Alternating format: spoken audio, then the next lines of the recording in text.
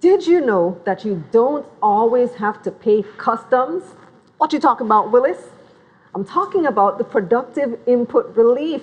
I'm Kalila Reynolds, and it's time for another episode of Money Moves, JA, brought to you in partnership with EXIM Bank's Business Advisory Service, giving you the tools to grow your business. Orane Thompson, Supervisor of Customs Incentive Unit, is here to tell us how your business can benefit. And make sure you watch this video to the end because we have a giveaway coming up.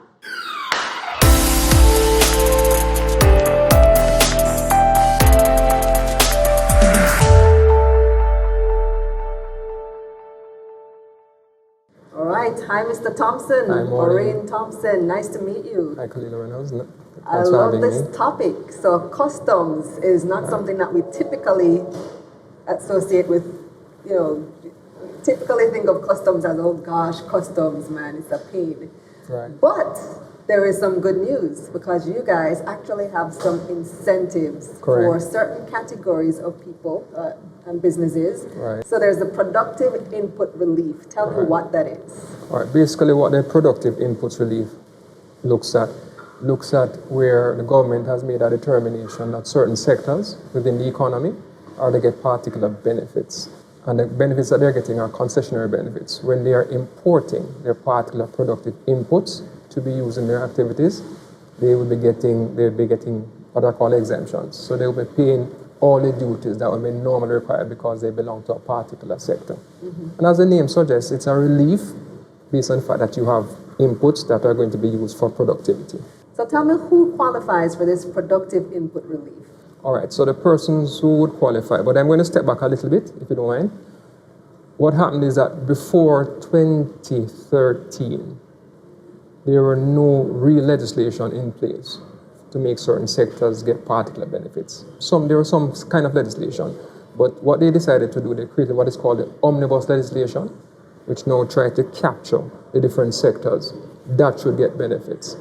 And based on that, they came up with an amendment to the Customs Act in 2014. It became effective 1st of January 2014, and it now covers certain sectors. And the sectors are, you have what are called your persons who are going to be manufacturing goods, your manufacturers. You have your persons who are your producers of primary products. Those are your farmers and people who are in the agricultural sector. Then you have the tourism sector that is looking at your hotels, your resorts, and also your tourism attractions. Mm-hmm. And you also have the creative industries. Those are persons who are involved in motion picture and also sound recording. And last, you have your health sector. Mm-hmm. Those are persons who have health facilities. Now, those are the categories of the sectors that are entitled to these concessionary benefits, or what we call productive inputs relief. So what are actually the actual concessionary benefits? So do I get to bring in stuff duty-free? Yes, you do. Yes, you do, as long as you qualify. But we must bear in mind that it is legislation based on the Customs Act, and it's very specific. So for each particular category, then you have certain requirements that you must meet. And even in some instance, like for example, the tourism sector tells you exactly what you are allowed to bring in. Okay, so it's not everything just because I fall into this category, no, I can bring in anything duty-free. No, it's not. Specific things are listed. Specific things are listed. Okay, so do I have to apply for this benefit? Yes. Now, what happens normally is that each particular sector is normally governed by a particular ministry or a particular agency. So, in the instance of manufacturers or persons who are going to be manufacturing goods, they would come under the Ministry of Industry, Investment and Commerce, that's MIC, and through their industry division, they would make the application through them. Then you also have the producers of primary products, which are our farmers. They would apply through RADA, Rural Agricultural Development Authority, right. And they would make their applications through the Ministry of Agriculture and Fisheries. Mm-hmm. You have the tourism sector, they would make their application through the Ministry of Tourism. Mm-hmm. You have the creative industries, they would make their application basically through JAMPRO, which is another arm of MIC. And you also have the health facilities or the health sector, and they make their application to the Ministry of Health. Which makes sense because they are the authorities in relation to making sure that these persons are what they say they are.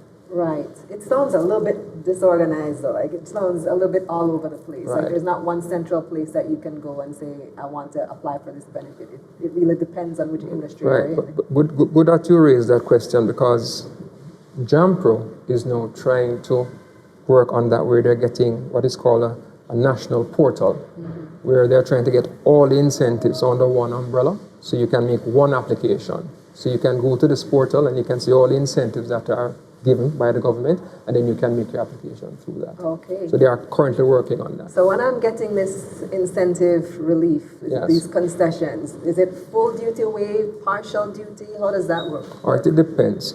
In most instances, what you'll find happening is that persons will not be paying the full duty. What's called a common external tariff. That's the import duty.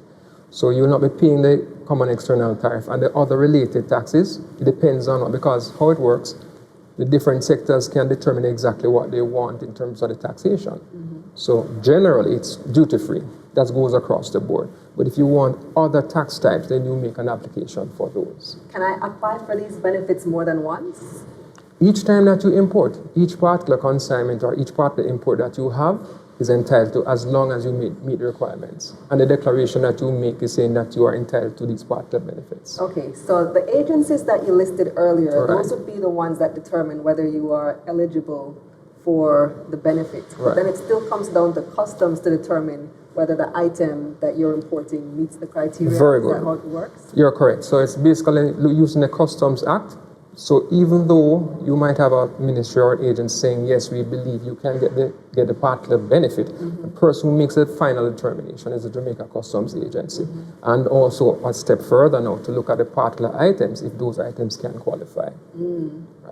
Interesting. So Sure. you can get, so I heard creative industries in there. So if I wanted to bring in some cameras Right. for my recording, could I apply? Would I be eligible? Well, as I said before, through JAMPRO. So basically you'd have to fit into the particular criteria category because the Act speaks to motion picture and sound recording. So as when JAMPRO gets the application, then they would look at it and make a determination if you should be able to qualify under the creative industries. Okay. Sure. As of now, there is no hub where people can go to find out more information, or can they just come to customs? Right. So our clients are always welcome to come to the Jamaica Customs Agency. They can always interface with us. They can call, or we have a customer service center. They can go through there, or they can call the incentives unit. And we will furnish them with whatever information they need. You have a website, Yes, we do. It's www.jacustoms.gov.jm. and you can look up Yes, you can. incentives Right. It's a program. beautiful website. Yes. So before you go, Orane, it's time for our giveaway question. Take it Okay, away. good. All right. So the question I'm going to be asking is for a person who are paying attention. Tell me 2 sectors that can get the productive inputs relief. 2 sectors that are entitled to the benefits for productive inputs relief.